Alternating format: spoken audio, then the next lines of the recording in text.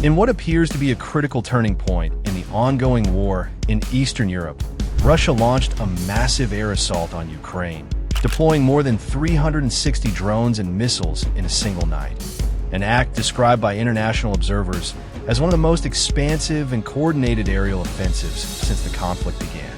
The bombardment, which Ukrainian authorities assert deliberately targeted civilian populations, resulted in the deaths of at least 12 people, including children, and caused significant infrastructural damage in cities such as Kyiv, Zhytomyr, and Kharkiv. As horrifying images flooded global news outlets like BBC, Reuters, and Al Jazeera, the political spotlight quickly turned toward U.S. President Donald Trump, whose public tone on Russia has often leaned toward ambiguity since his return to the White House.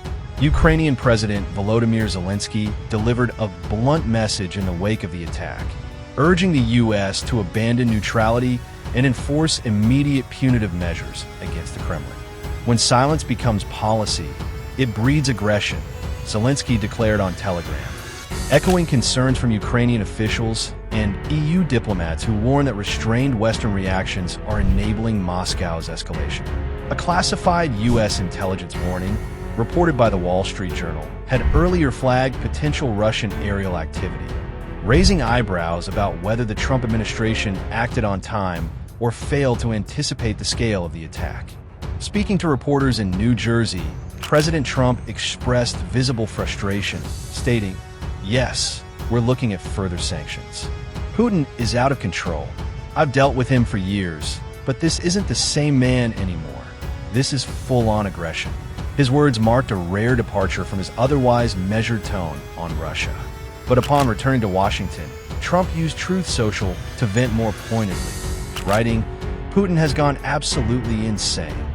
While these remarks drew praise from some quarters, Trump simultaneously criticized Zelensky, arguing that his inflammatory comments are not helping anyone, a statement that stirred debate among policy analysts about Trump's priorities and posture in the crisis. Meanwhile, internal discussions within the Trump administration appear to be intensifying. According to Politico, a new round of sanctions is under active consideration, including more restrictions on Russian defense manufacturers, further isolating Russian banks from global financial networks like SWIFT, and targeting entities facilitating Moscow's acquisition of Iranian drones and North Korean artillery. The Financial Times reports that Western intelligence has recently tracked a sharp uptick in Russia's weapons procurement from Tehran and Pyongyang, signaling deeper alignment among anti-Western states. A White House official, speaking anonymously to NBC News, noted that any sanctions package would be coordinated with European and Asian allies to maximize impact.